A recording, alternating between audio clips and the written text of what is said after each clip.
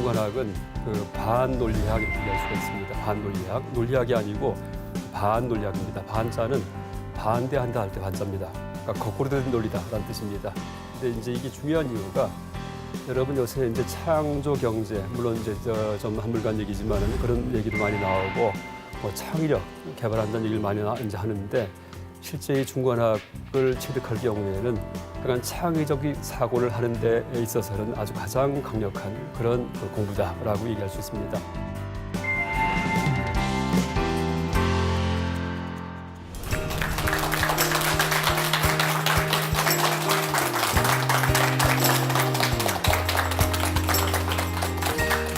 반갑습니다. 동국대학교 경주캠퍼스 불교학부 근무하는 김성철이라고 합니다.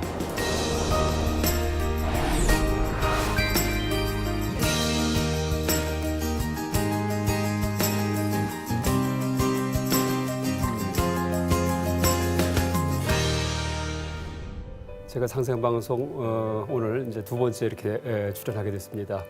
아마 몇 달 전에 이제 이 중간학에 대해서 오늘 이제 강의 내용이 중간학인데 중간학에 대해서 10차례에 걸쳐 갖고 상생방송에서 방송을 한 적이 있습니다. 아마 방송을 이제 보신 분들은 낯이 익을 겁니다. 어쨌든 불교 용어로 이제 인연이란 말을 하는데 이제 제가 이렇게 상생방송 증산도와 인연이 깊은가 봅니다. 벌써 이제 두 번째 이렇게 와서 강의를 하게 됐는데 먼저 강의는 강의 듣는 분들이 이제 연구원들이고 다 박사급 이상 되는 그런 분들이었기 때문에 좀 강의가 어려웠던가 봅니다. 그래서 다시 연락을 주셔가지고 청소년들을 위해서 중간학 강의할 수 있겠느냐라고 이제 물으셔서 제가 가능합니다 하고 이렇게 얘기했습니다. 그래서 이제 내용은 같겠지만은 이제 훨씬 더 쉽게 풀어가지고 고등학교 혹은 이제 대학교 초반까지 그 청소년들이 들어서 이해할 수 있을 정도로 그렇게 이 강의 교환을 한번 만들어봤습니다. 그래서 앞으로 이제 4번에 걸쳐 가지고서 제가 한번 강의해 보겠습니다. 일단 이제 청소년을 위한 중간학이라고 되어 있는데 또 의미가 깊습니다. 왜냐하면은 올해가 2017년인데 올해부터 고등학교 윤리 교과서, 이제 윤리와 사상이라는 교과서가 있는데 개편이 되면서 하간 참으로 기쁘게 이 중간학에 대한 내용이 보강이 됐습니다. 그 전까지는 뭐 이 중간학의 창시자가 용수 스님이라는 인도, 지금부터 한 1800년 전에 활동했던 인도 스님인데 이제 그분에 대한 소개가 한 두세 줄밖에 없었다가 올해부터 이제 개편된 교과서에는 뭐 근 한 반 페이지 이상에 걸쳐 가지고서 이 용수 스님과 그러니까 중간학에 대한 상세한 설명이 나옵니다. 그래서 올해부터 우리나라에 이제 이렇게 중간학이 널리 보급되는 이제 그런 일이 벌어지겠구나 하는 그런 생각을 하게 됐습니다. 근데 그런 생각을 하는 차에 이제 연락이 와서 강의해달라고 이렇게 부탁을 이제 하셨습니다. 그래서 뭔가 범상치 않은 그러니까 조화가 있는 게 아닌가 하는 그런 생각을 하게 됩니다. 왜 이런 말씀드리냐 하면은 이 중간학이 아마 여러분 강의 들어보면 아시겠지만은 듣도 보도 못했던 강의입니다. 듣도 보도 못했던 학문입니다.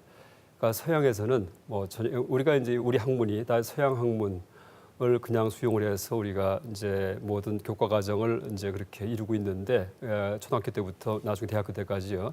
뭐 전체가 다 서양 학문입니다. 동양 학문이 아니고. 근데 서양 학문에는 전혀 없는 분야가 바로 중간학입니다. 이제 쉽게 얘기한다면은 이 중간학은 반논리학 이렇게 얘기할 수가 있습니다. 반논리학, 논리학이 아니고 반논리학입니다. 반자는 반대한다 할 때 반자입니다. 그러니까 거꾸로 된 논리다라는 뜻입니다. 그래서 논리는 이제 우리의 생각이 작동되는 법칙이 이제 논리고요. 그걸 연구하는 학문이 논리학인데 이제 이 중간학은 물론 기원이 인도에 있습니다. 인도. 물론 이제 불교 내의 한 분야이기도 하고요. 근데 이 중간학에서는 그런 논리적 생각의 허구성을 다 폭로합니다. 그래서 우리의 생각이 얼마나 이제 엉터리인지 이걸 다 드러내는 그런 학문이 바로 이 중간학입니다. 그래서 물론 불교라는 종교와 맞닿아 있습니다.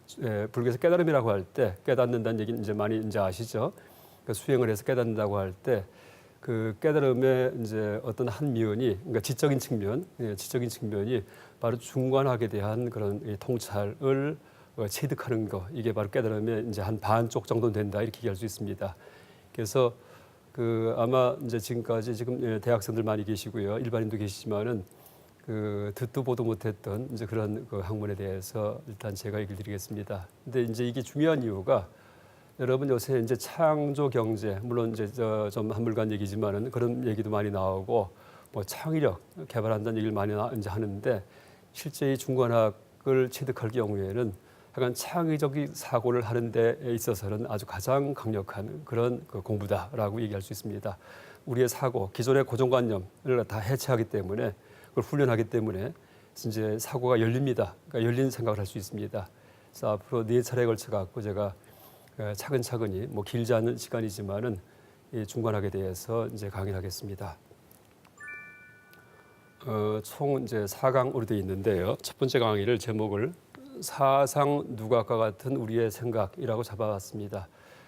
여러분 사상 누각이 뭔지 아시죠? 사는 모래 사자고요. 상은 윗상자입니다. 그러니까 모래 위 하면 사상이고요. 누각은 이제 큰 그런 저택을 누각 이렇게 얘기를 합니다.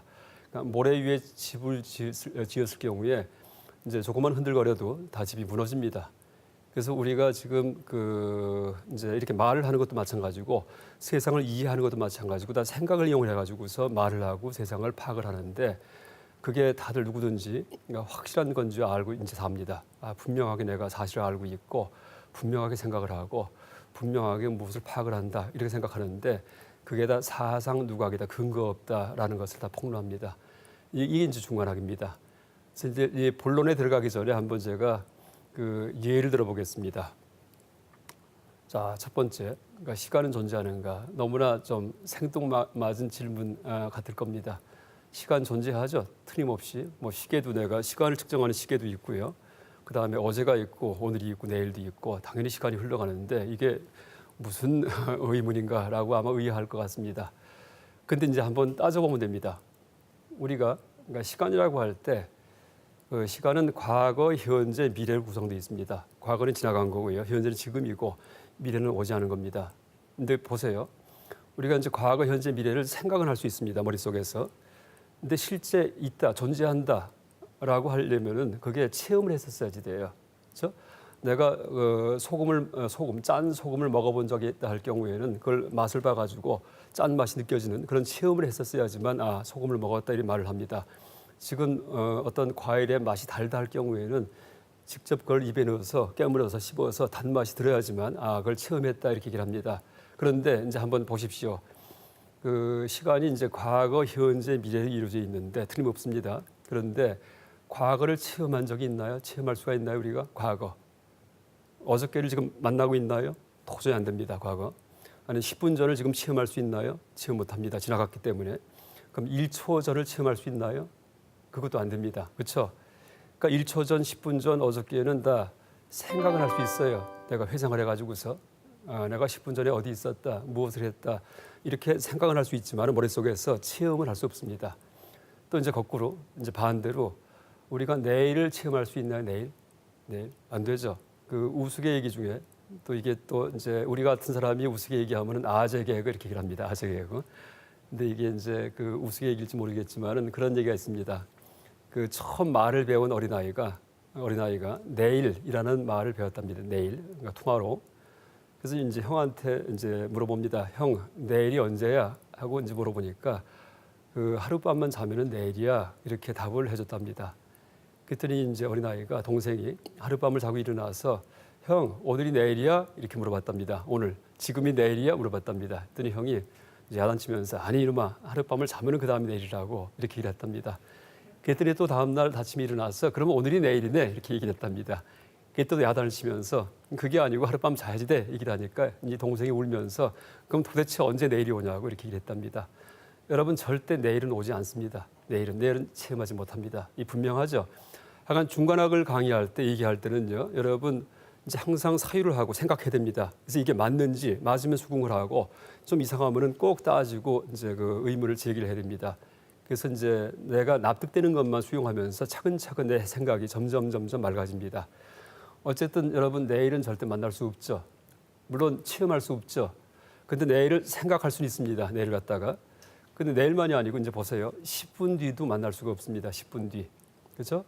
지금 여기 써 있듯이 미래는 실제하는가, 미래를 직접 체험할 수 있는가 이렇게 이제 제가 이제 써놨는데 그 10분 뒤도 미래 아니미자에다가 한자로 올래자를 썼습니다.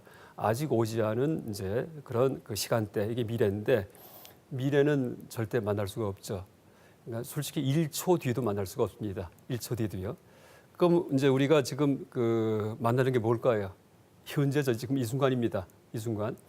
그래서 옛날 과거의 성인, 뭐 현인들의 가르침에 보면은 이제 과거는 지나가서 없고 미래는 오지 않아 없기 때문에 항상 현재에 충실하라라는 말은 많이 합니다. 항상 지금 이 순간이 가장 중요하다. 이런 말들 옛날부터 동양과 서양의 이제 서인 군자분들이 많이 얘기를 하십니다. 그런데 중관학에서는 현재도 없습니다라고 얘기를 합니다. 현재도요. 그렇게 얘기를 합니다. 그래서 중관학은 일반적인 성인과 이 현인들이 말씀하시는 것보다 더 한 걸음 더 나갑니다. 자, 한번 보겠습니다. 왜 그런지에 대해서. 이제 보세요. 과거는 지나가서 만난 적이 없습니다. 아까 설명드렸습니다. 과거는 지나갔기 때문에 절대 만난 적이 없죠. 미래는 오지 않아서 만날 수가 없습니다. 1초 뒤도. 그런데 현재는 지금 이 순간입니다. 현재는 과거와 미래 틈에 끼어서 있을 곳이 없습니다. 있을 곳이. 그럴까요? 지금 여러분 이 순간이 현재예요. 현재. 지금 제가 이렇게 손을 흔들 때 이게 보이시죠? 지금 보이는 움직이는 순간 이게 몇 초쯤 될까요? 한번 여러분 따져보세요. 몇 초 정도 될지 한번 재보십시오. 한번 시계 갖고 측정하세요. 이렇게 할 때 현재가 몇 초인지. 1초쯤 될까요? 1초? 1초 하면은 똑딱 1초인데 보세요. 똑 할 때는 딱이 미래입니다. 딱 할 때는 똑이 벌써 과거로 갔습니다. 그러니까 이 순간을 똑딱이 현재다 이런 말 못합니다. 그렇죠? 벌써 거기에 과거, 현재, 미래가 다 있습니다. 그럼 이 순간은 바로 이 순간이기 때문에 똑 이렇게 얘기를 합니다. 바로 이 순간. 이제 그 한 점 같은 순간인데 똑 정도는 되겠다라고 얘기할 수 있습니다. 근데 그것도 여러분 이 슬로우 모션으로 이렇게 틀어줄 경우에 만약에 이 순간을 갖다가 이럴 경우에는 똑 했을 경우에 또 할 때가 있고 끝에 옥 할 때가 있죠. 또 할 때 옥이 미래고 옥 할 땐 또가 과거입니다. 그러니까 실제 또 이 순간이 똑 이거보다 더 짧아요. 그럼 이 순간이 얼마일까요? 무한히 0에 수렴한다. 수렴. 점점 0에 가까워지다 증발해버립니다. 그래서 이제 실제 보니까 우리가 논리적으로 따져보니까 이제 과거는 지나가서 없고 현재는 오지 않아서 없고 미래는 오지 않아 없고 현재는 지나간 과거하고 오지 않은 미래하고 틈에 끼어 있는 게 사이에 있는 게 현재 지금 이 순간인데 이것은 있을 곳이 없습니다. 증발합니다. 그럼 어떻게 됩니까? 과거도 없고 미래도 없고 현재도 실제하지 않네. 물론 머릿속에 다 있었습니다. 참 희한합니다. 그래서 제가 이제 이 중관학에서 얘기하는 내용이 바로 이런 겁니다. 이제 그 중에 한 예만 들어가지고서 지금 여기 설명을 했는데 그림에서 보듯이 이제 과거 이제 파란 색깔로 제가 이 그림을 그려봤습니다. 과거가 지나갔고요, 미래는 오지 않았고요. 현재는 그 사이에 끼어 있는데 지금 선으로 나타내긴 했지만은 여기는 아마 선의 두께가 있을 겁니다. 굵기가. 근데 실제 현재는 굵기도 없습니다. 증발합니다. 참 이상합니다. 그래서 이제 이게 실제 세계에서 일어난 일입니다. 그래서 이제 우리가 제가 이제 아까 얘기했습니다. 그러니까 서양 학문에서는 전혀 없는 그런 학문이라는 얘기를 했는데 또 논리학이 아니고 반논리학 이렇게 얘기를 했는데 틀림없이 우리의 생각이 정확한 줄 알고 살았고 우리의 생각이 세상을 있는 그대로 파악하는 줄 알고 살았는데 일단 시간에 대해서 한번 따져보니까 과거도 실제하지 않고 그다음 미래도 실제할 수가 없고 현재도 실제하지 않습니다. 이상합니다. 그럼 어떻게 돼요? 과거, 현재, 미래가 다 없기 때문에 시간이 증발합니다. 시간이 없습니다. 사실은요. 근데 이렇게 느끼는 건 뭐예요? 다 내 머리가 만든다는 얘기예요.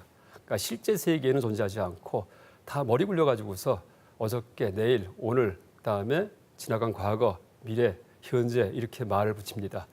그래서 이제 우리의 생각이 그만큼 빈틈이 있구나, 허점이 있구나 하는 것을 드러내는 것이 바로 중관학입니다. 지금 한 가지 예만 들은 겁니다. 근데 이제 중관학의 교과서가 중론이라는 책이 있습니다. 중론. 지금부터 1800년 전에 중관학의 창시자 용수 스님, 이분께서 지으신 책인데 이 내용 중에 보면은 총 이런 식의 이 논리가 한 200가지 이상이 나옵니다. 여러 가지 사안에 대해서 하나하나 분석을 해가지고 전부 다 실제하지 않음을 증명합니다. 실제하지 않음을. 그래서 모든 게 다 증발합니다. 한번 실제 경전을 불교 경전을 보여드리겠습니다. 일단 여러분 금강경이라는 경은 많이 들어보셨을 겁니다. 반야심경, 금강경. 우리나라에서 아마 가장 널리 퍼져 있는 경전일 텐데 금강경에 이런 경구가 있습니다. 과거의 마음을 잡을 수 없고 현재의 마음을 잡을 수 없고 미래의 마음을 잡을 수 없다 이런 말이 있습니다. 한자로 과거 심불가득, 현재 심불가득, 미래 심불가득 이렇게 써 있습니다. 아까 얘기했던 그 논리입니다. 그러니까 과거도 잡을 수가 없고 미래도 잡을 수가 없고 현재도 못 잡는다는 얘기입니다. 그래서 이게 이제 이 불교의 특징입니다. 보통 일반적인 그런 어떤 철학자일 경우에는 과거는 없고 미래는 없다, 현재만 있다 이렇게 얘기를 합니다. 근데 불교는 현재도 없다까지 얘기를 해버립니다. 현재도 없다. 또 하나 이제 제가 금방 얘기드렸던 그 중론이란 문헌에서는 이제 이렇게 얘기를 합니다. 이미 가버린 것에는 가는 것이 없다. 아직 가지 않은 것에도 역시 가는 것이 없다. 이미 가버린 것과 이게 과거죠. 아직 가지 않은 것, 이것은 미래죠.를 떠나서 지금 가는 중인 것, 이게 현재죠. 여기에도 가는 것이 없다라고 얘기를 합니다. 이게 이제 중론이라는 책에 나오는 그런 그 시간을 비판하는, 시간의 실제성을 비판하는 그런 구절입니다. 그래서 여러분 이제 이렇게 견고하게 보였던 세상 만사, 그 다음에 확실하게 보였던 나의 생각, 이게 뭔가 문제가 있구나, 심각하구나 하는 걸 맛을 보기 시작합니다. 이제 이러면서 불교의 이제 공부가, 그러니까 깨달음의 공부가 시작되는 겁니다. 그래서 앞으로 4번에 걸쳐 가지고 이제 여러 가지 일 들어가면서 우리의 생각이 얼마나 엉터리인지, 얼마나 사상 누각과 같은지에 대해서 제가 차근차근 설명드리겠습니다. 아까 말씀드렸듯이 이제 시간이 실제하지 않습니다. 이제 과거, 현재, 미래 이게 실제하지 않는데 그 생각 속에는 있어요. 생각 속에는요. 그러니까 생각 속에서는 과거도 생각할 수 있고 미래도 생각할 수 있고 현재도 생각할 수 있습니다. 그렇지만 실제 세계는 없다는 얘기예요. 그래서 불교 경전에서는 흔히 이런 것들을 토끼뿔, 거북이 털이라고 이제 비유를 합니다. 그러니까 마치 토끼뿔과 같고 거북이 털과 같다라고 그렇게 말을 합니다. 여러분 생각 속에서는 토끼뿔도 떠올릴 수 있습니다. 이 그림에 보면 왼쪽에 누군가 그린 그림입니다. 토끼 뿔이 났죠. 근데 실제 세계에는 저런 토끼 없습니다. 그 다음에 거북이가 털이 수북하게 났습니다. 등에. 원래 거북이는 등이 반질반질합니다. 근데 털이 수북히 났어요. 근데 머리에 떠올릴 수 있습니다. 저런 거북이를. 근데 실제 세계는 없다는 얘기예요. 그렇듯이 과거, 현재, 미래도 머리에 떠올릴 수는 있어요. 근데 실제 세계에는 보니까 없더란 얘기입니다. 따져보니까는 실제하지 않는구나 라고 이제 압니다. 여러분 순간에서 영원으로, 순간이 곧 영원이다 이런 얘기 들어보셨어요? 그러니까 종교 체험에서 이제 일어난 일일 테지만은 어쨌든 그런 통찰이 이게 그냥 말만 있는 게 아니고 뭔가 있겠구나 하는 이제 그런 자각을 하게 됩니다. 지금 우리가 다들 시간의 수레바퀴에서 저 굉음을 내고 달리는 시간의 수레바퀴에 타가지고서 쾅쾅쾅 흘러가는 신용을 합니다. 근데 엄밀히 보니까 지금 이 순간 시간이 없습니다. 그렇죠? 그래서 시간의 수레바퀴에서 내리게 만드는 이제 그런 우리의 마음을 이제 하차하게 만드는 그런 논리와 가르침이 바로 중관학이다라고 얘기할 수 있습니다. 그래서 이제 일단 생각의 한계를 이제 폭로하고 지적하고 그걸 이제 드러내는 그런 학문인데, 그럼 생각의 한계가 뭔지 알기 위해서는 생각이 뭔지를 또 알아야 됩니다. 생각이 뭔지. 그래서 일단 먼저 생각이란 무엇인가 한번 이제 불교 불전에서 불교 경전에서 얘기하는 이제 불교 경전 중에 불교 논리학이라는 분야가 있습니다. 불교 논리학. 그러니까 보통 전통 용어로 그러니까 인명학 이렇게 부릅니다. 인명학. 인은 원인할 때 인자고요. 명은 밝을 명자를 씁니다. 그러니까 원인을 밝히는 학문. 이게 이제 논리학인데 근거를 밝히는 학문입니다. 근데 여기에서 생각에 대해서 이제 얘기를 합니다. 우리의 생각. 근데 일단 생각에 대해서 얘기하기 전에 이제 알매 세계. 여러분 하루 종일 알매 세계 속에서 이제 암 속에 살고 있죠. 아침 일어나자마자 벌써 여기 내 집이구나. 그다음 밥 먹어야지.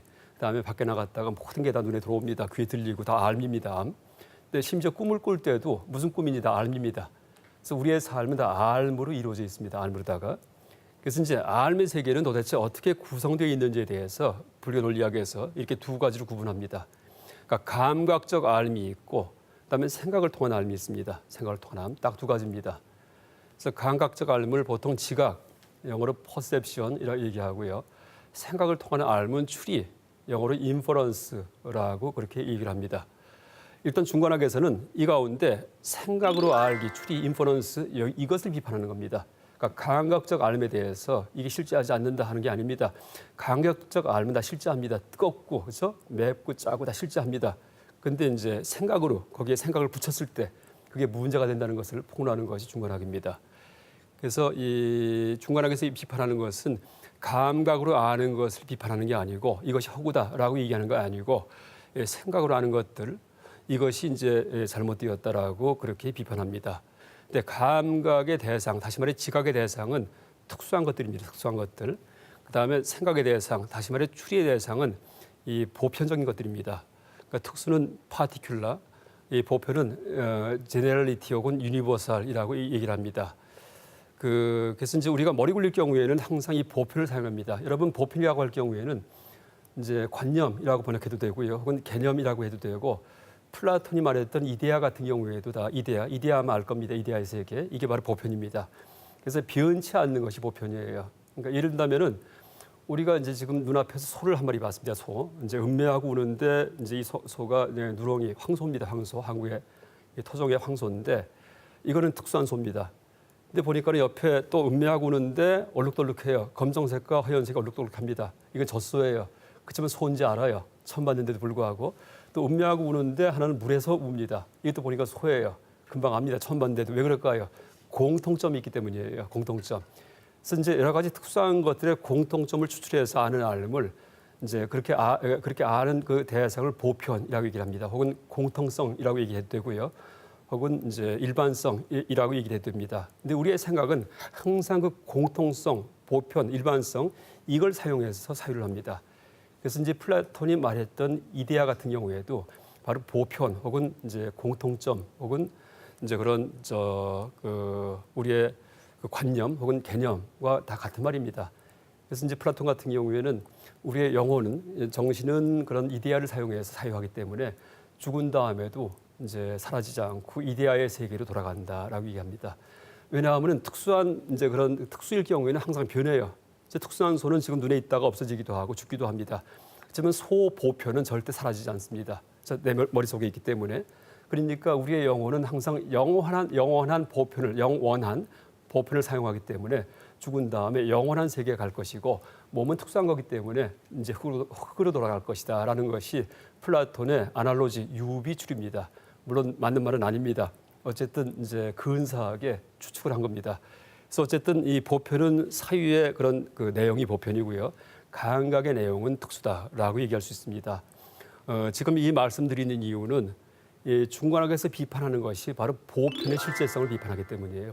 보편이 실제 있는가, 소 그 자체가 실제 있는가, 아니면은 뭐 사람, 죽음, 삶 이게 다 보편 개념이에요. 이런 개념들 이게 실제 있는가 이걸 비판하기 때문에 아까 말씀드렸듯이 시간이라는 것도 보편입니다. 과거도 보편이고 다 개념이기 때문에 이게 실제 있는가 이걸 비판하기 때문에 이제 비판의 대상이 되는 이제 그런 그 대상의 정체를 정확히 알아야지만 이 비판하는 중간학도 우리가 파악할 수 있기 때문에 그래서 제가 이 얘기를 드립니다. 근데 이제 일단 이 보편 특수란 말도 아까 플라톤 말씀드렸지만은 이 불교만이 아니고 이 서양 철학에서도 이제 역시 쓰는 그런 그 용어입니다. 쓰는 구분법입니다. 근데 차이점이 뭐냐 하면은 이 보편과 특수가 이제 정해진 게 아니고 일반적인 보편과 특수일 경우에는 어떤 차원에서는 특수가 됐다가 그러니까 상위에 대해서는 특수가 되고 하위에 대해서는 보편이 됩니다. 예를 들면은 소가 있을 경우에 소는 동물 중에 일부의 동물. 그러니까 동물 속에는 소도 있고 말도 있고 개도 있고 뭐 당나귀도 있고 사자, 호랑이가 다 있습니다. 그러니까 동물에 대해서는 동물이 보편이고 공통점입니다. 소, 말, 개, 당나귀에. 그다음에 소가 특수가 돼요. 근데 이제 소가 있는데 소 밑에 또 황소, 물소, 젖소가 있어요. 그러니까 젖소, 물소, 황소, 얼룩소 같은 경우에는 이게 특수가 되고 그 위에 이걸 다 포괄하는 공통점 소는 또 보편이 됩니다. 그러니까 똑같은 소인데 하위 개념에 대해서는 보편이 되고 상위 개념에 대해서는 특수가 됩니다.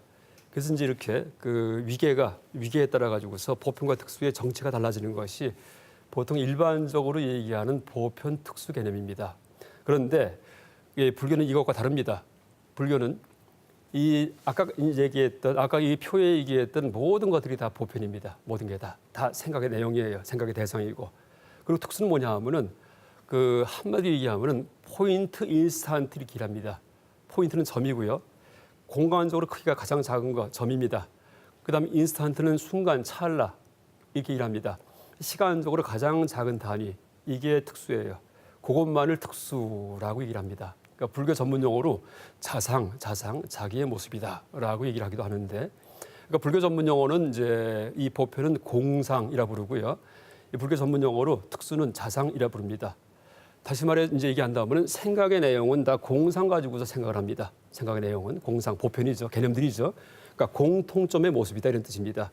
그 다음에 감각의 대상은 다 자상이에요. 그 자체들 이런 뜻입니다. 그래서 이제 우리의 감각의 대상은 자상인데 불교에서 얘기하는 그런 특수는 이제 이렇게 위기에 따라 가지고서 특수가 됐다가 보편이 되는 그런 특수가 아니고 가장 극단적인 특수만을 특수라고 얘기를 합니다. 가장 극단적인 거, 그러니까 점이에요. 이게 무슨 얘기냐 하면은 세상은 한 점과 찰나, 그러니까 찰나적으로 존재하는 한 점의 모임으로 이루어져 있다. 이게 불교입니다. 그래서 무슨 얘기냐 하면은 여러분 이제 마스 게임 하는 거 아시죠? 마스 게임. 뭐 무슨 올림픽 같은 거 할 경우에 마스 게임 합니다. 그러면은 실제 한 사람 한 사람이 막 움직여서 뛰어가는데 멀리서 관중 속에서 볼 경우에는 말이 막 뛰어가는 걸 보이기도 하고 뭐 동그라미가 막 네모가 됐다가 이렇게 막 움직이는 영상이 보입니다. 근데 실제 일어나는 일은 뭐예요? 한 사람의 움직임이에요. 한 점에. 여러분 카드 섹션도 마찬가지입니다. 카드 섹션. 관중석에 앉아가지고서 카드만 펼쳤다 한 사람이 하는 것은 이게 닿았다 하는데 그 약속에 따라 가지고서 검정색 펼쳤다가 노란색 펼쳤다가 하는 것만 그냥 시킨 대로만 합니다. 근데 멀리서 보니까는 막 어떻게 돼요? 비행기가 날아가기도 하고 카드 섹션 할 때 그런 영상이 보입니다. 그래서 그것과 똑같은 것이 세상 모습이다. 이게 불교입니다. 그때 카드 섹션의 카드 한 장 한 장 이게 바로 포인트 인스턴트예요. 한순간만 존재하는 뭐의 한 점이라는 뜻입니다. 여러분 그림 중에 점묘파 그림 아세요? 점묘파? 점을 찍어가지고서 그림을 그립니다. 아니면 여러분 그 픽셀 요새 이제 컴퓨터 이제 시대이기 때문에 그러니까 픽셀 아시죠? 그래서 점이 얼마나 많은가에 따라 갖고 픽셀 수가 많으면은 화면이 부드러워지고 픽셀이 적으면은 좀 울퉁불퉁해집니다. 그래서 확대해 보면은요 이 칼라 사진도 점이 보입니다. 점. 근데 그렇게 이루어진 것이 세상이다라는 것이 불교입니다. 그때 그 점이 뭐예요? 한순간만 존재해요. 왜? 모든 게 무상하기 때문에, 변하기 때문에 번쩍번쩍번쩍하고 있습니다. 근데 이제 전체 입체적인 모자이크의 흐름이 세상만사입니다. 그래서 그 점을 갖다가 누가 파악을 해요? 내가 파악하죠.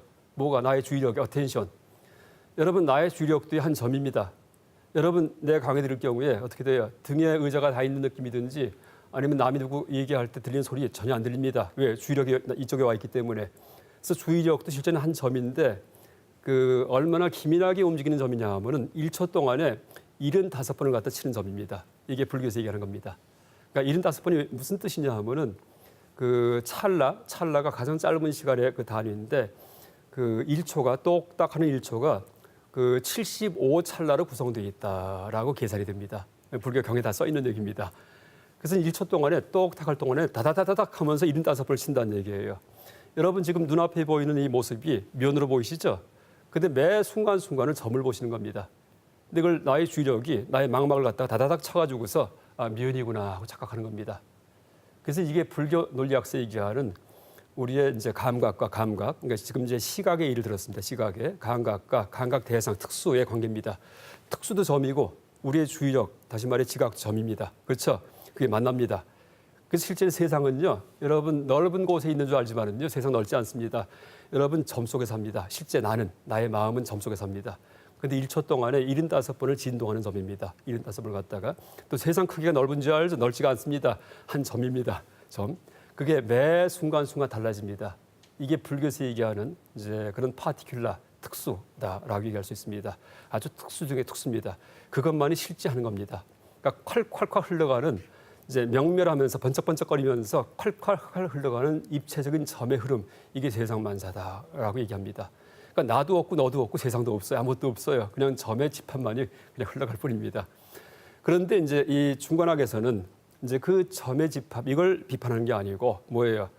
그 점들의 공통점 때문에 보편이 생깁니다. 보편. 그렇죠? 공통점 때문에 그런 개념들 이건 소구나 소도 실제 볼 때는 점의 집합이에요. 원래는요.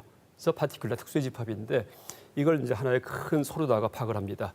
또 공통점 때문에 얼룩소도 소구나 물소도 소구나라고 합니다.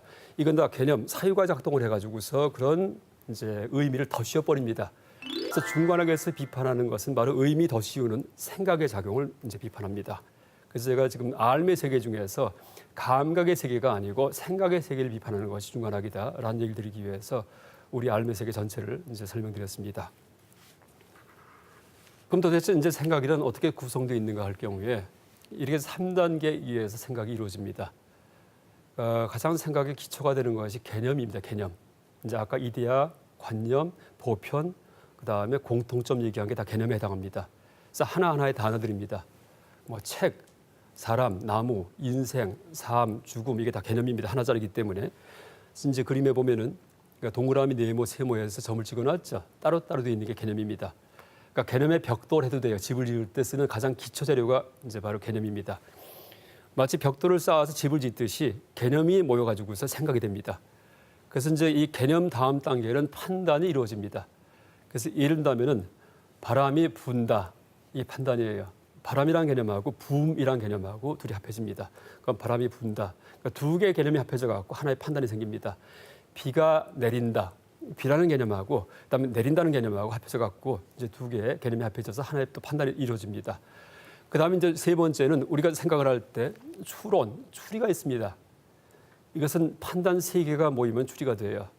그래서 이제 모든 사람은 죽는다. 그런데 소크라테스는 사람이다. 그러므로 소크라테스는 죽는다. 3단 논법이죠. 그래서 이제 판단 세 개가 모이면은 추리가 됩니다. 이제 이렇게 3단계로 전개되는 것이 우리의 생각입니다. 이제 중간학에서는 이 전체를 비판합니다. 그러니까 근본 자체가 잘못되었다라고 얘기를 합니다.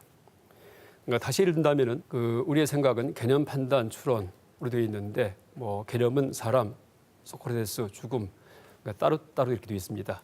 근데 판단은 이제 두 개의 개념이 모이면은 판단이 됩니다. 물론 세 개가 모여도 돼요. 여기에 컵이 있다라고 말을 하죠. 그럼 여기 컵 있음 세 개의 개념입니다. 여기라는 말이 따로 있죠. 컵이라는 말 따로 있죠. 개념이. 그다음에 있음이라는 또 개념이 또 따로 있죠. 이 세 가지가 합해지면 여기에 컵이 있다 이렇게 말을 해버립니다. 그래서 말을 붙여가지고서 그렇게 판단을 만들어 버립니다. 그런데 그 중간학에서는 그 반논리학 얘기 드렸죠. 반논리학. 이제 이런 논리가 아니고 이렇게 논리학을 다 부수는 겁니다. 그러니까 부순다고 하기보다도 이 논리의 세계가 근거 없다는 점을 다 폭로합니다. 폭로. 그래서 이제 이 설명한다면은 그러니까 생각을 통해서 생각에서 벗어나게 만드는 거 이게 바로 중간학입니다. 그러니까 생각을 통해서 그러니까 생각의 세계가 문제가 있다 하면서 벗어났는데 그 방법이 뭐예요? 그 생각에 문제가 있는 자가당착이죠. 그럴 수도 있어요. 역설적이에요. 그 다음에 논리에 의해서 논리로부터 해탈합니다. 그러니까 논리의 세계가 이제 아까 개념, 판단, 추리에서 이제 그렇게 논리학이 성립하는데 3단계에 의해서. 근데 거기에서 벗어나게 만드는 게 중간학인데 방법은 또 논리입니다. 논리. 그래서 이제 비유한다면은 어떻게 이게 가능한가 하면은 여러분 이 장작을 이제 태울 때 그 나무를 한 무더기 가져와서 불을 지핍니다. 그럼 타죠. 근데 잘 안 타요. 그럼 어떻게 합니까? 장작 하나를 집어가지고서 이렇게 쑤십니다. 밑을 갖다가 그러니까 들어줍니다. 그럼 더 잘 타죠. 그렇죠? 이게 바로 중간학입니다. 그래서 이제 장작을 다 태우기 위해서 이제 여기저기를 갖다가 쑤셔주는데 그 도구가 바로 장작이에요. 장작 갖고 장작을 태웁니다.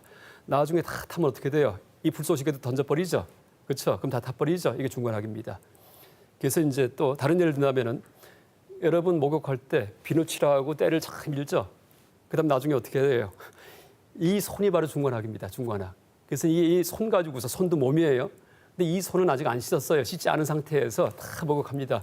근데 이걸 안 씻으면 목욕한 게 아니에요. 나중에는 어떻게 돼요? 여기도 비누칠도 해버립니다. 그 씻어버리죠.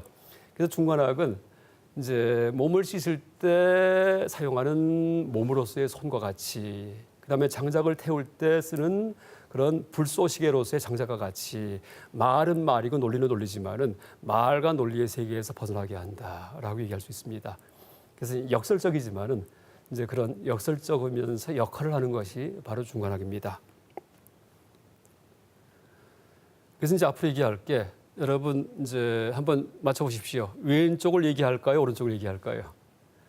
그러니까 똑같은 생각하는 사람이에요. 왼쪽은 여러분 잘 아는 로댕의 생각하는 사람입니다. 오른쪽도 많이 봤을 겁니다. 근데 좀 모양이 달라요. 나무로 만들어져 있습니다. 목조. 이것은 일본의 국보입니다. 일본의 국보. 일본의 광룡사 고류시라는 절이 있는데 여기 모셔져 있는 이제 그런 이제 관음상인데 둘 다 생각하는데 좀 포즈가 다르죠. 그래서 왼쪽은 그냥 근육을 이제 불끈 이제 이제 불린 상태에서 아주 고민하듯이 생각합니다. 오른쪽은 어떻게 돼요? 너무나 잔잔하게 생각합니다. 이제 우리가 생각이라고 할 때 이제 아까 얘기했던 그 생각은 논리적 생각, 분석적 생각은 왼쪽과 같은 생각일 겁니다. 근데 이 중관학은 생각은 생각인데 어떤 생각이냐 하면은 오른쪽과 같은 생각을 하게 만들어주는 그런 학문이다라고 얘기할 수 있습니다. 그래서 이제 논리와 반논리, 그러니까 논리가 그런 보통 일반적인 생각이라면은 중관학은 반논리입니다. 이제 바로 오른쪽에 해당하겠죠. 여러분 지식과 지혜 뭐 많이 들었죠? 어떻게 다를까요? 지식과 지혜가 어떻게 다를까요? 지식은 쌓아서 이룩되고요. 지혜는 허물어 갖고 얻어집니다. 지식은 많이 암기하고 그렇죠? 공부를 많이 해야 됩니다. 지식이 늡니다. 그렇죠? 근데 지혜는 어떻게 돼요? 내가 있던 고정관념을 답하는 거예요. 갖고 있던 거. 이렇게 생각이 막혀 있었는데 그 뚫리는 거. 이게 지혜입니다. 생각이 열리는 거. 그래서 이제 지식은 쌓아서 이룩되고 지혜는 허물어서 얻어진다라고 얘기할 수 있습니다. 중관학이 바로 지혜를 가르치는 학문이에요. 그러니까 중관학 배우고 나면은요, 여러분 남는 게 없어요. 뭐 하나 배운 것 같지가 않아요. 왜? 그 허무는 테크닉만 익혔기 때문에, 나의 생각을 허무는 방법만 익혔기 때문에 이제 그 방법을 앞으로 알려드릴 겁니다. 학문과 도 어떻게 다를까요? 학문은 역시 쌓는 겁니다. 왼쪽 그림에 해당할 겁니다. 학문하려면은 고민을 하고 연구를 하고 해야 됩니다. 근데 도는 어떻게 돼요? 마음을 비우고 점점 덜어냅니다. 편안해집니다. 그래서 그러니까 도를 닦으면은 오른쪽과 같은 표정이 되고 학문을 하면은 왼쪽과 같은 표정입니다. 그래서 이 똑같은 생각하는 사람인데 동양과 서양이 이렇게 다르게 표현을 합니다. 그래서 제가 이제 너무나 이제 아주 극명하게 대조가 되기 때문에 이 두 그림을 같이 한번 대조해봤습니다. 그러니까 왼쪽은 생각하는 사람, 오른쪽은 반가 사유상. 반가는 뭐죠?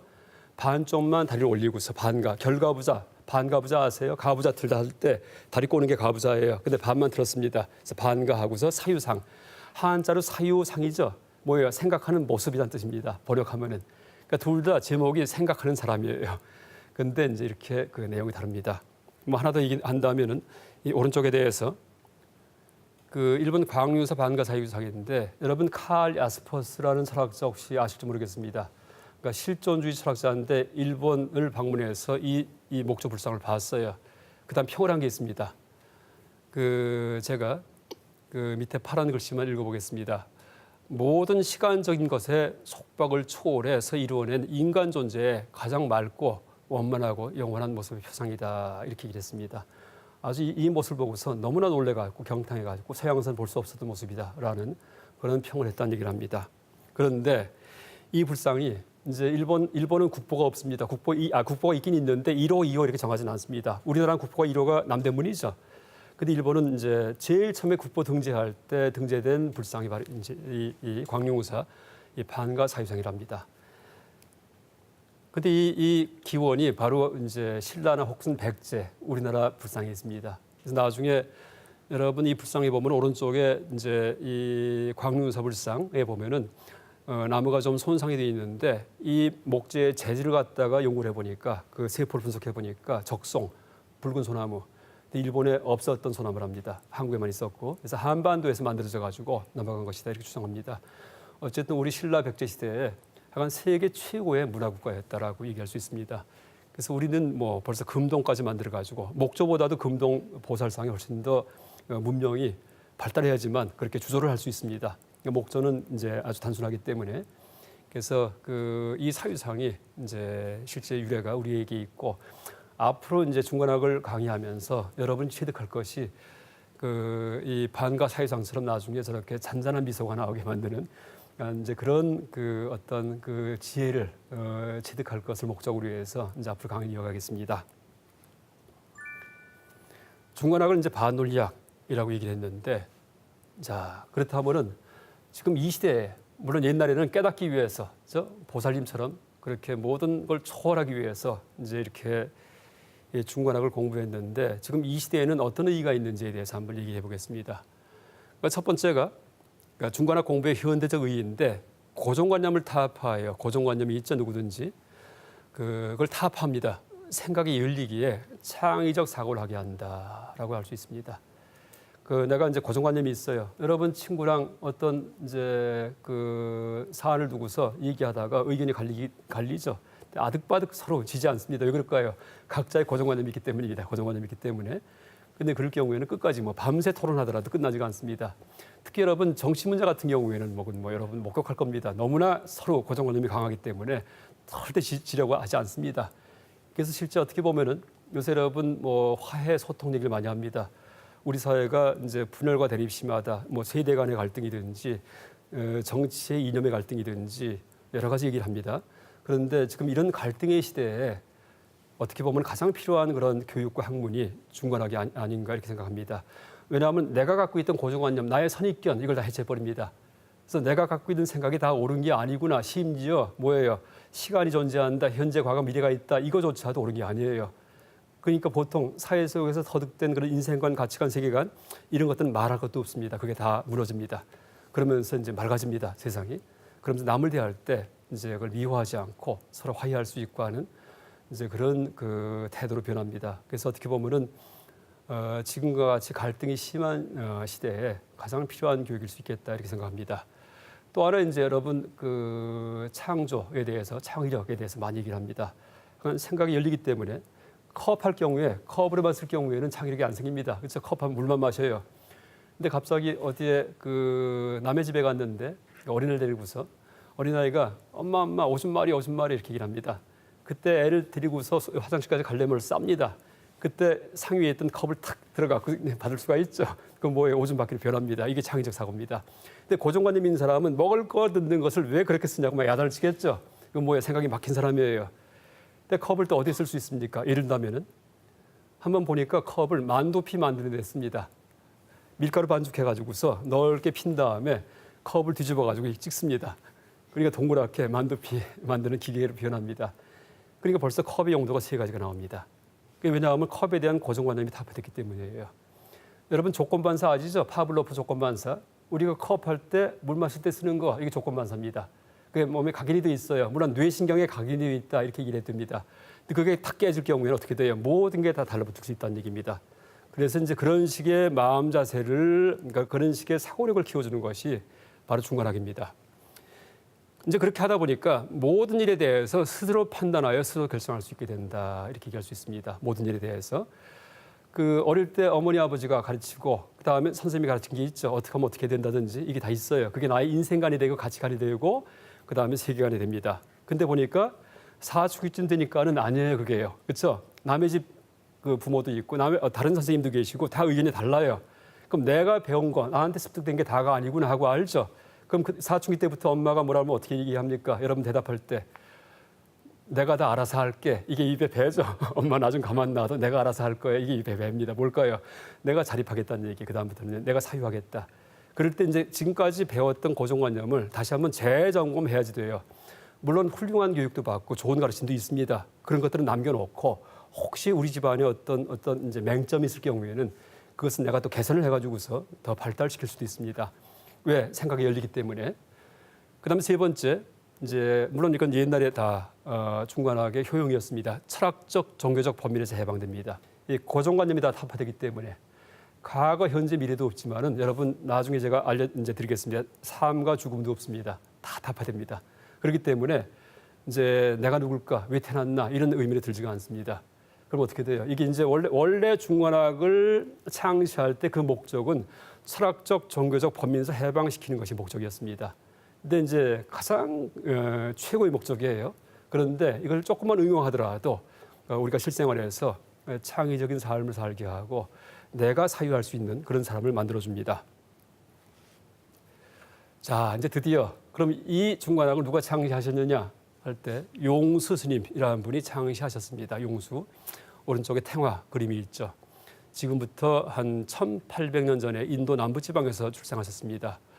그 바라문 계급, 인도가 카스트 제도가 있죠. 가장 최고의 계급의 출신이었다. 어릴 때부터 총명했다 이런 얘기는 쭉 나옵니다. 그다음에 이분의 별명은 대승불교의 아버지예요. 여러분 소승불교, 대승불교 아시죠? 우리 동아시아 불교권이 대승불교권입니다. 이분 때문에 생긴 겁니다. 이분이 모든 대승불교의 기초를 마련한 분입니다. 그럼 불교 전체에서 이제 중간학이 불교학의 한 분야인데 전체에서는 이제 위치가 어디에 위치하는가를 얘기할 때 이 불교 수행을 간단히 얘기한다면은 감성 정화, 생각 정화 딱 두 가지입니다. 그래서 이제 감성 정화하고 감성이 뭘까요? 분노, 화나는 거 막 화내는 거, 그다음에 욕심 막 탐욕 부리는 거, 탐욕 안 내는 거, 잘난 체하는 거, 이 뭐예요? 교만 이거 없애는 거 이게 불교 수행이에요. 항상 교만하지 않고 겸손하고 항상 욕심내지 않고 절대 화내지 않는 거 이거 훈련해야 됩니다. 아무나 못합니다. 한참 수행을 해야지만이 마음이 편안해집니다. 근데 이것만 정화한다고 해서 편안해지지가 않아요. 왜? 머릿속에서 의심이 있기 때문에 나는 누굴까? 죽음이 뭘까? 왜 태어났나? 세상이 뭘까? 이거 모르겠죠. 도대체 모르겠어요. 근데 이거를 갖다가 다 씻어주는 것이 바로 중관학입니다. 생각 정화입니다. 답이 뭘까요? 그런 생각이 다 엉터리다라는 게 답입니다. 난 지금 살아있지도 않고 죽음도 없습니다. 나중에 다 논증합니다. 그러니까 머리 굴려서 만든 생각들이 다 가짜예요. 그러면 어떻게 돼요? 그걸 내가 압니다. 왜? 머리가 작동하는 법칙을 내가 다 파악하기 때문에 그런 종교적 철학적 의문이 다 허구인 것을 내가 자각을 해요. 내가 스스로. 그럴 경우에 아이고 머리가 시원하구나 이렇게 돼버립니다. 지금 과거, 현재, 미래도 없고 시간도 없고 삶도 죽음도 없어요. 그럼 고민할 게 뭐가 있겠습니까? 그래서 감성이 시원해지고 그다음에 어떻게 돼요? 머리가 시원해집니다. 그럼 세상에 무서울 게 없습니다. 이제 거꾸로 살아갈 경우에는 뭐든지 할 수 있고 내가 한번 세상 태어났는데 뭐든지 할 수 있고 죽을 때도 전혀 여한이 없어요. 왜? 세상에 미련이 없기 때문에 하고 싶은 거 욕심 이게 없어요. 누구 원수 갖고 싶은 거 분노 이것도 없어요. 잘난 체 하고 싶은 거 이거 한 맺힌 것도 없습니다. 다 씻었기 때문에 감성을. 이게 이제 불교인데 중관학에서는 물론 그 두 가지는 다 해야 됩니다. 하는데 생각의 정화를 갖다가 더 철저하게 해주는 것이 바로 중관학입니다.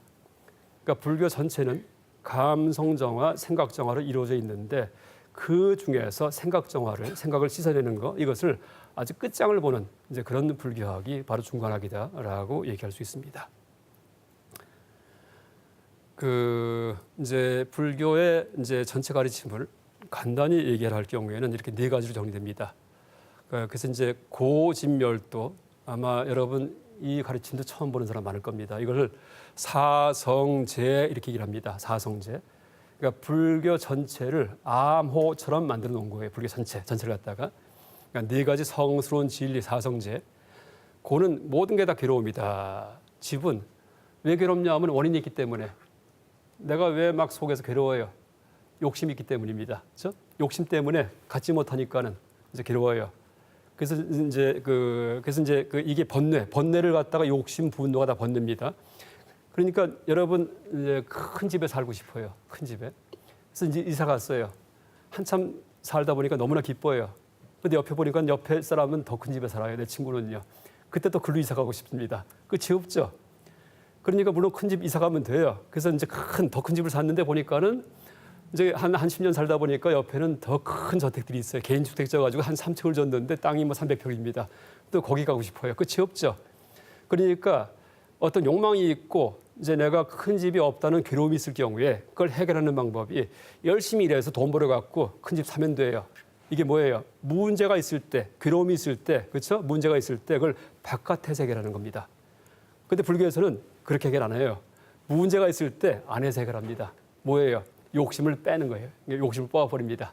큰 집이 이사 가고 싶어요. 그럴 때 그 욕심을 일단 제거합니다. 이럴 경우에 어떻게 돼요? 편안하겠죠.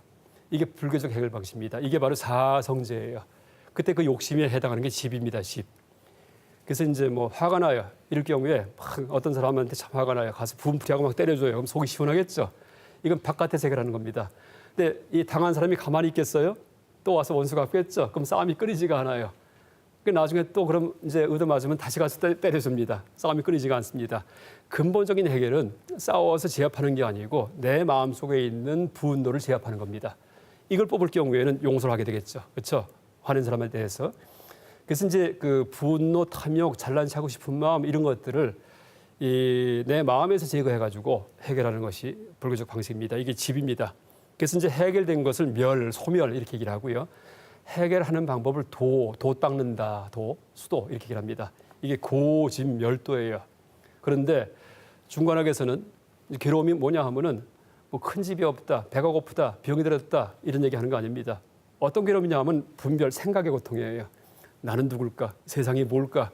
도대체 죽으면 어떻게 될까? 왜 태어났나? 이게 다 머리가 만든 고통입니다. 여기에 원인이 뭘까요? 잘못된 생각 때문이에요. 네, 이제 앞으로 아까 얘기했죠. 생각이 세상을 있는 것들이 묘사하지 못한다는 거. 시간이 있다, 뭐 과거가 있다, 현재가 있다, 미래가 있다. 이게 다 잘못된 생각입니다. 물론 일반 사람들은 다 그러고 살지만은 이게 잘못된 생각이에요. 그걸 타협할 경우에 그때 생각의 괴로움이 사라집니다. 그래서 생각이 편해집니다.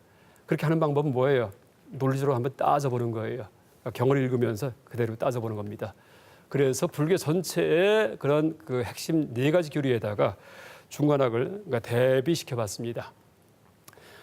그다음에 이제 중관 해서 제가 처음 듣는 용어인데 막 지금 사용을 했습니다. 이제 비로소 말풀이를 해드리겠습니다. 중관은 문자 그대로 중도에 대한 관찰이라고 그렇게 풀이할 수 있습니다. 중도. 더 쉽게 얘기하면 흑백 논리 비판이에요. 우리가 머리 굴릴 때 흑백 논리적으로 작동합니다. 흑백 논리로 살았다 죽었다 나다 너다 이게 다 흑백 논리입니다. 그다음에 반논리학 뭐 생각시키 이렇게 얘기할 수 있는데 그 중도에 대한 관찰할 때 지금 그림이 2가지가 있죠. 흑백 논리 비판한 다음에 중간 가운데가 있다 이렇게 생각할 수 있어요. 근데 이것은 중관학이 아닙니다. 그냥 흑백 논리만 비판해 버리면 그게 끝입니다. 그래서 이제 위에 있는 거 흑과 백 논리로 이루어진 게 우리 생각 전체입니다. 그런데 이걸 제거하는 거 이게 바로 중관학입니다. 흑백 논리 비판하고서 올바른 논리가 있다 이게 아니에요. 흑백 논리 비판하는 거 다시 말해 생각 씻어버리는 거 이거면 끝입니다. 그래서 이제 이런 식의 그런 중관학의 취지를 보통 파사현정이라고 부릅니다. 아마 이 얘기는 아마 들은 분들 많이 계실 겁니다. 파사현정 언제 많이 쓰죠? 뭐 검찰 개혁, 검찰총장님 새로 취임하셨을 때 파사현정의 깃발을 들고 뭐 열심히 일하겠다 이렇게 얘기를 하십니다. 그러니까 삿된 것을 논파여 파에서 발을 드러낸다 이렇게 얘기를 합니다. 이것이 바로 불교 용어입니다. 그러니까 원래 전통 용어가 아니고 불교 용어 중에는 우리가 그냥 일상생활 속에 쓰는 게 참 많습니다. 야단법석, 그다음에 교회 장로님들 장로 다 불교 용어입니다. 그다음 뭐 여러 가지가 있습니다. 이 파사현정도 불교 용어고 바로 중관학 용어입니다. 중관학 용어. 그런데 이 요점은 파사 나쁜 걸 논파한 다음에 그 다음에 가서 바른 걸 드러낸다 이게 절대 아닙니다. 파사가 곧 그 현정이에요. 다시 말해 잘못을 논파함 그대로가 발음을 드러내는 겁니다. 그래서 씻기만 하면 된다는 얘기입니다. 씻기만 하면은 여러분 이제 예를 들면은 그 더러운 옷을 갖다가 비누를 빨 때 막 빨아요. 빤 다음에 뭐 비누 색깔이 거기 입혀져요? 그게 아니죠. 나중에 비누기도 헹궈내 버리죠. 어떻게 돼요? 그러니까 때만 씻어버리면 끝이라는 얘기입니다. 때만 씻어버리면은 그 다음에 뭘 또 묻혀가지고서 이제 거기에 비누 냄새가 나게 하면은 그것은 이제 올바른 게 아닙니다. 그래서 중관학도 그러니까 중도를 관찰한다고 할 때 가운데 걸 뭘 제시하면은 그건 바른 게 아닙니다. 그래서 마치 그 더러운 옷감을 빨래한 다음에 그다음 나중에 이제 그 비누기도 물로 헹궈내듯이 이 중관학은 여러분 다 배우죠. 요 문 나간 다음에는요 싹 잊어버려야 됩니다. 마음속에 담고 있으면 큰일 납니다. 왜? 결론은 뻔해요. 아무것도 없어요. 자칫하면 가치 판단 상실 상태에 빠질 수도 있습니다. 아주 조심해야 됩니다. 그래서 씻기만 하고 담아놓지 말라. 아주 명심해야 됩니다. 명심하십시오. 이제 그럼 도대체 중관학에서 뭘 드러내는가? 아까 파사 즉 현정 이렇게 얘기를 했는데 절에서 도선사 입구에 이런 말이 써 있습니다. 서울에 도선사가 있죠. 입차 문내 막존지에 이 문 안에 들어온 후에는 아르마리 내지 말라. 절문은 들어온 다음부터는 머리 굴리지 말라는 얘기입니다. 왜? 머리 굴리는 게 다 생각이죠. 생각 때문에 병이 생겼다는 얘기예요. 그러니까 식자 유한 이런 말이 있죠. 그래서 이제 우리가 암 때문에 여러 가지 고민이 생깁니다. 뭐 어떤 고민이요? 그러니까 생존의 고민 얘기하는 거 아니에요. 철학적, 종교적 고급 고민들. 소크라테스를 고민하게 만들었던 나는 누구일까 이런 것들이요. 평생 소크라테스 이 철학자인데 know thyself, 너 자신을 알라라고 얘기를 하셨습니다. 평생 죽을 때까지 그 의미를 품었어요. 근데 죽는 순간에 나는 아직도 내 자신이 뭔지 모른다 이러고 돌아가십니다. 그래서 항상 의문을 품고 이제 삽니다. 이런 의문들을 해소시켜 주는 것이 바로 중관학입니다. 또 본래 무일물 이것도 이제 어떤 큰 스님의 말씀입니다. 원래 아무것도 없어요. 세상만 사는. 그 다음에 일체유심조. 아무것도 없다는 얘기 틀림없이 했는데 논리는 맞아요. 그런데도 이게 뭐냐 도대체 이렇게 보이는 게 뭐냐 들리는 게 뭐냐 할 때 다 마음이 만든 것이다. 요새 말로 얘기한다면 다 나의 뇌가 만든 것이다 라고 얘기를 해둡니다. 실제 여러분들 다 각자 자기의 뇌가 만든 세상 속에 혼자 살고 있습니다. 이제 그렇게 이제 얘기할 수 있습니다. 실제 세계에는 아무것도 없습니다.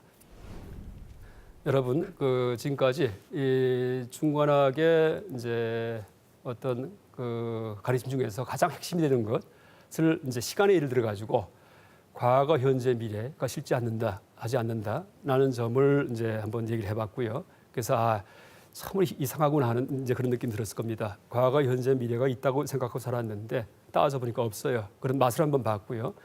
그다음에 중관학 전체의 취지에 대해서 이제 얘기를 하기 위해서 우리의 생각이 무엇인지 또 알매 세계가 어떻게 이루어져 있는지 알매 세계 중에서 생각이 어떤 위상을 점하는지를 얘기를 했고요. 그다음에 그런 생각을 비판하는 것이 바로 중관학이다라고 설명했습니다. 그다음에 중관학을 통해서 이제 현대 사회에서 우리가 얻을 수 있는 소득이 무엇인지에 대해서 얘기를 하면서 이 고정관념을 타협하기 때문에 창의적인 사람이 된다. 그다음에 항상 내가 내 생각으로 세상을 살아가고 판단하는 그런 힘을 키운다라는 얘기를 했고요. 또 이제 심지어는 삶과 죽음의 문제까지도 해결하는 그런 종교적 목적도 성취한다라는 얘기를 했습니다.